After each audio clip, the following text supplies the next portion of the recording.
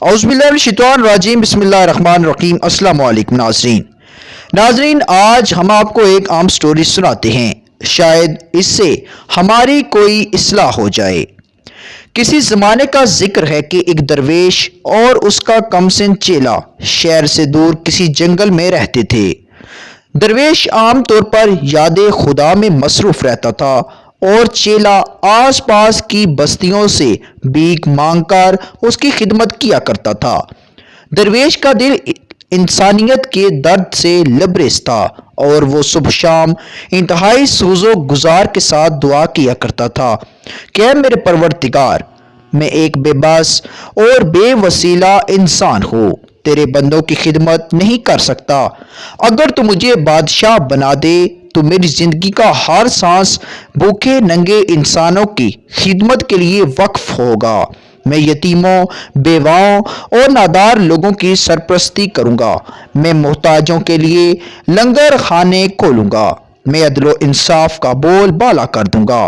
راشی اور بدیان لوگوں کو سزائے دوں گا۔ نیکی کو پروان چڑھاؤں گا۔ الغرض کے ایک فلاحی معاشرہ قائم کر دوں گا۔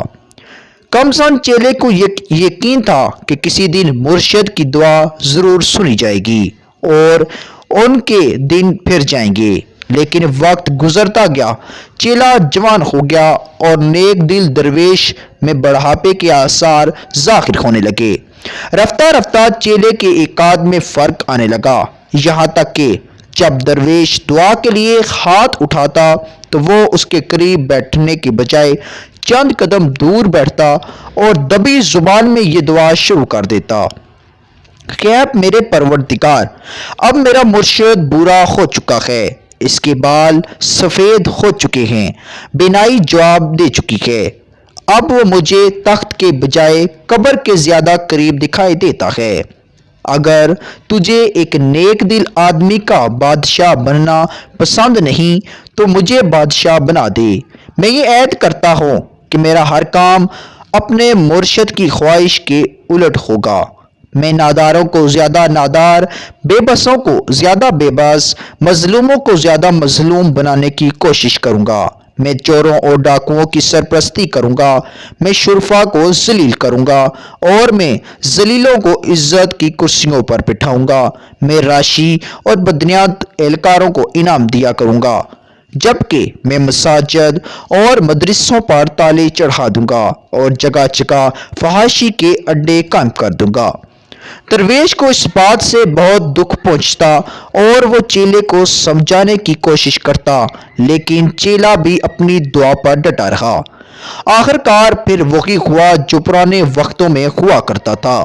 اس ملک کا بادشاہ چل بسا اور تخت کے دعویدار لڑنے مرنے پر اتر آئے۔ تلواریں سونپ دی گئیں، سازشیں شروع ہو گئیں۔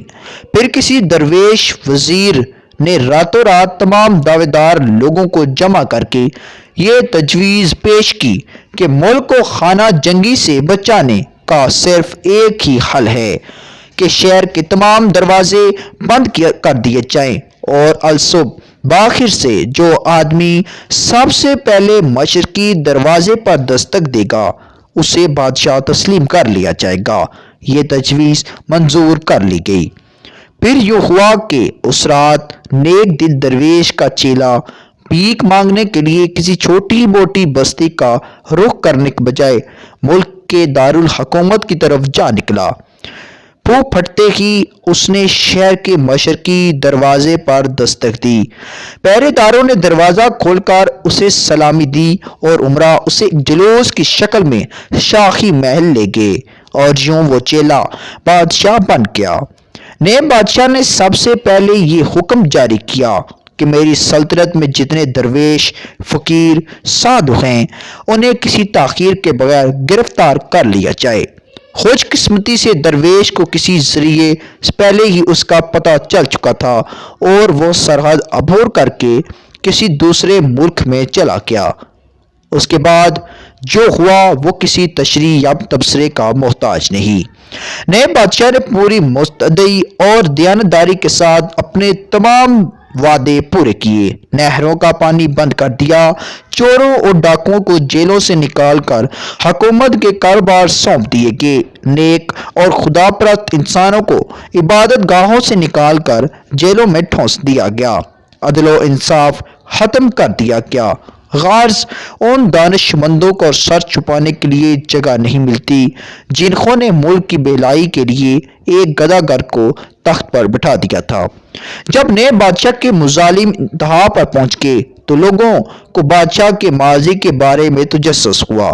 معلوم ہوا کہ ماضی میں چیلا جنگل میں اپنے درویش کے ساتھ رہتا تھا، تو پھر کسی سیانے نے مشورہ دیا اس مرشد کو ڈھونڈا جائے اور فریاد کی جائے کہ اس بلا سے ہمیں نجات دلائی جائے۔ بڑی منت سماجت کے بعد درویش کو رضامند کیا گیا اور چیلے کے سامنے لایا گیا۔ چیلا اپنے مرشد کو دیکھ کر جذبات سے مغمور ہو گیا اور بڑی عاجزی سے کہا، میرے پیرو مرشد، فرمائیے میں آپ کی کیا خدمت کر سکتا ہوں؟ درویش نے جواب دیا، میں اپنے لیے کچھ نہیں مانگتا، صرف تمہاری رعایا کے لیے رحم کی اپیل کرنے آیا ہوں۔ تم اقتدار کے نشے میں وہ زمانہ بھول گئے ہو جب در بدر بھیک مانگا کرتے تھے۔ خدا سے ڈرو، یہ دنیا فانی ہے، اگر ہو سکے تو موت سے پہلے کوئی نیک کام کر لو۔ بادشاہ نے تلخ ہو کر جواب دیا، دیکھیے قبلہ حضور، آپ میری قوت برداشت کا امتحان لینے کی کوشش نہ کریں۔ یہ آپ کی خوش قسمتی ہے کہ آپ میرے مرشد ہیں اور میں آپ پر ہاتھ ڈالتے ہوئے گھبراہٹ محسوس کرتا ہوں۔ آپ مجھے جی بھر کر گالیاں دے سکتے ہیں، لیکن خدا کے لیے ان لوگوں کے ساتھ کسی نیکی کا مشورہ نہ دیں۔ آپ کو یاد ہوگا ہم دونوں ایک ہی وقت میں دعا مانگا کرتے تھے، پھر کیا وجہ ہوئی کہ آپ کی دعا قبول نہ ہوئی اور میری دعا قبول ہو گئی اور قدرت نے مجھے بادشاہ بنا دیا۔ اگر ان لوگوں کے اعمال ٹھیک ہوتے اور قدرت کو ان کی بھلائی مقصود ہوتی تو آپ ان کے بادشاہ بنتے، لیکن یہ بدبخت تھے، انہیں اچھے برے کی تمیز نہ تھی اور قدرت نے ان کی بدعمالیوں کی سزا دینے کے لیے مجھے بادشاہ بنا دیا۔ اب میں مرتے دم تک اپنا مشن پورا کرتا رہوں گا۔ اگر قدرت کو ان کی گریزاری پر رحم آ جائے اور میری زندگی کے دن پورے ہو جائیں تو وہ اور بات ہے، ورنہ میری طرف سے کوئی کوتاہی نہیں ہوگی۔ اس پر نیک دل درویش نے جواب دیا، برخوردار، تم ٹھیک کہتے ہو۔ اگر یہ لوگ قدرت کی طرف سے کسی انعام یا بہتر سلوک کے مستحق ہوتے تو میری عمر بھر کی دعائیں یوں رائگان نہ جاتی۔ یہ لوگ جنہوں نے میرے بجائے تمہارے سر پر تاج رکھ دیا، اس قابل نہیں کہ ان پر رحم کیا جائے۔ تم شوق سے اپنا کام جاری رکھو۔ ناظرین، اس سٹوری سے اتنا سمجھ ضرور آتا ہے کہ ارشاد باری تعالیٰ ہے کہ جیسے تمہارے اعمال ہوں گے ویسے ہی تم پر حکمران مسلط کر دیے جائیں گے۔ ناظرین، مزید خبروں کے لیے ایس پی نیوز چینل کو سبسکرائب کریں اور بیل آئیکن کو آل پر پریس کریں تاکہ ہر آنے والی ویڈیو آپ تک بآسانی پہنچ سکے۔ شکریہ۔